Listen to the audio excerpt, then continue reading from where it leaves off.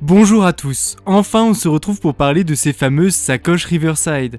Il y a un an, lorsque j'ai présenté le setup Ortlieb, j'avais conclu en disant « Certaines marques sont en train de développer leurs sacoches bikepacking, ce qui viendra démocratiser cette pratique ». Quand j'ai dit ça, je visais clairement Decathlon. Et j'avais raison, alors soit parce que j'étais visionnaire, soit parce que je bossais à l'époque dans un Decathlon à Londres et que j'avais vu passer des croquis. Who knows? Ce qui est sûr, c'est que je ne m'imaginais pas un an plus tard tester les prototypes et tout simplement donner mon avis. Il faut dire que Decathlon et l'équipe Riverside ont fait beaucoup de bruit récemment dans la catégorie vélo de voyage, avec 3 nouveaux vélos au catalogue développés sur plusieurs années. Cette gamme est sortie, enfin ce qui a pu être produit est sorti, et la gamme de sacoches arrive enfin cet été, en tout cas cette année. Nous sommes ici pour regarder ça de la manière la plus objective possible, et pour ça j'aime bien remettre en contexte mes tests puisque c'est un facteur capital dans mon ressenti. Cette fois je suis parti 5 jours en région Rhône-Alpes en mode bivouac et camping, à la recherche de chemins cassants mais qui passaient tous facilement en gravel.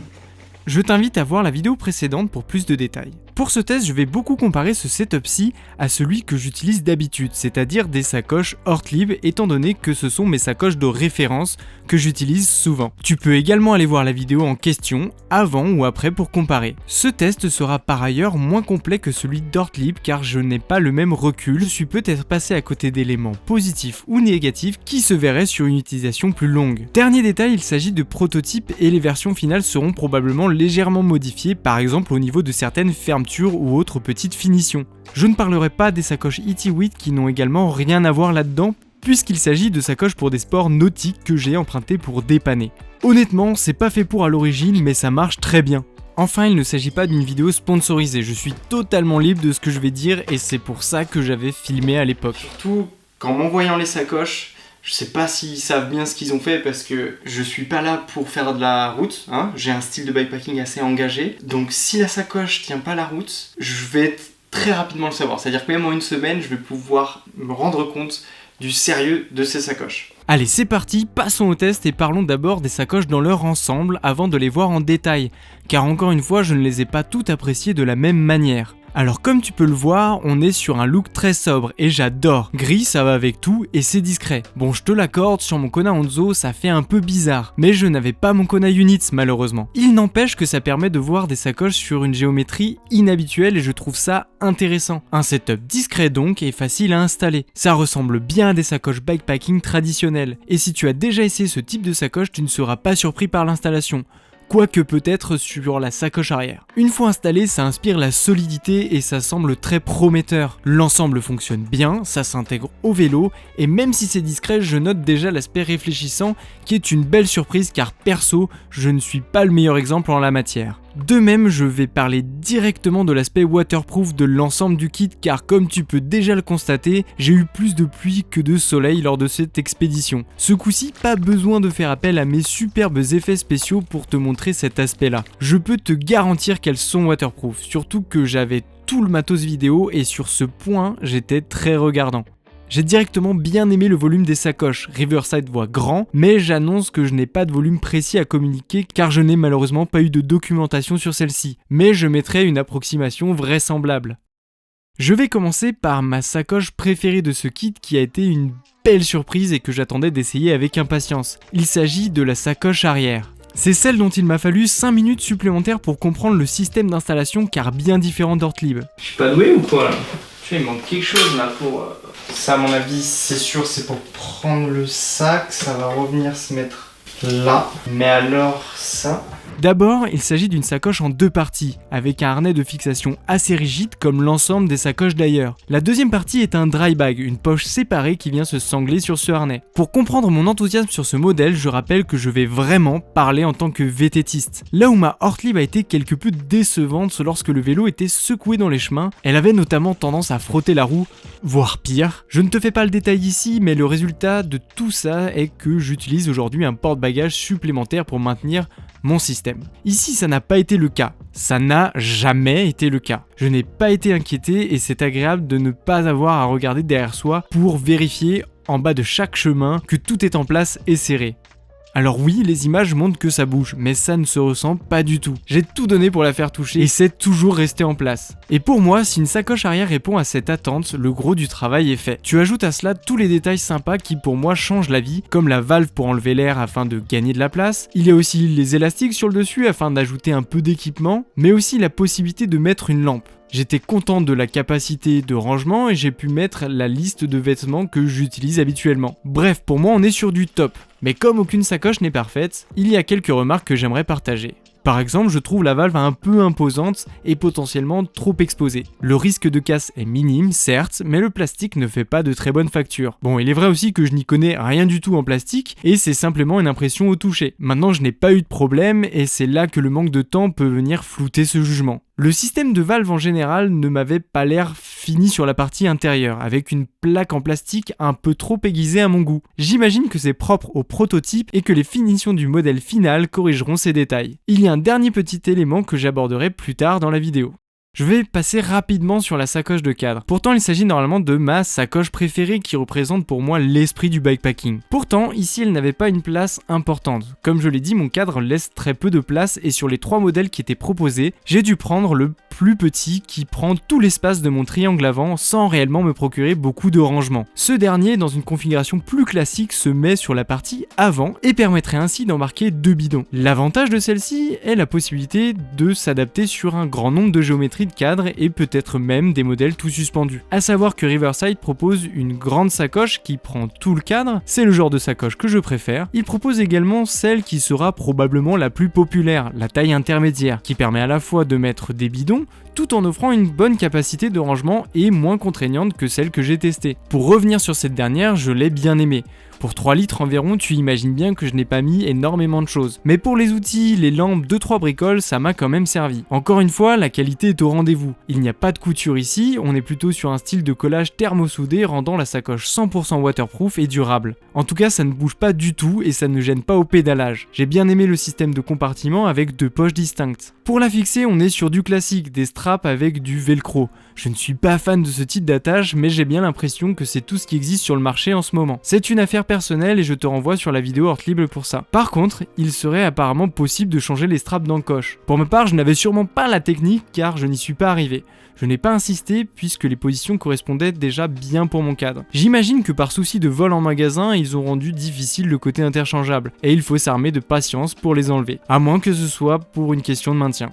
La petite top tube, bien différente de celle que j'utilise d'habitude, une Topic Top Loader. Pour celle-ci, j'étais très sceptique sur la fermeture à la base, puisqu'il s'agit d'une sorte de couvercle qui se referme avec un aimant, et c'est tout. Je me demandais si je n'allais pas perdre du matos en chemin, mais avec du recul, c'est une idée de génie.